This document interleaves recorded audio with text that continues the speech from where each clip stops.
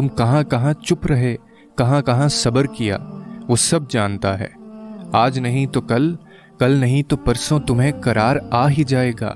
یقین رکھو صرف اس ذات پر، وہ تو کبھی اپنے بندوں کو مایوس نہیں کرتا، کبھی نا امید نہیں کرتا، کبھی تنہا نہیں چھوڑتا۔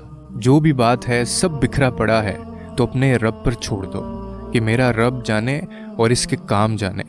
وہ اپنے بندوں کے ساتھ کبھی زیادتی نہیں ہونے دیتا، خاص طور پہ وہ لوگ جو اس پر یقین رکھتے ہیں۔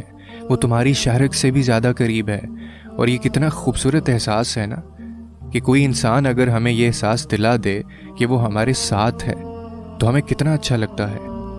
اور ایک ذات ایسی ہے جو تمہیں یہ کہہ رہی ہے کہ میں تمہاری شہرک سے بھی زیادہ قریب ہوں، اس کا مطلب ہے کہ وہ کبھی کہیں گیا ہی نہیں۔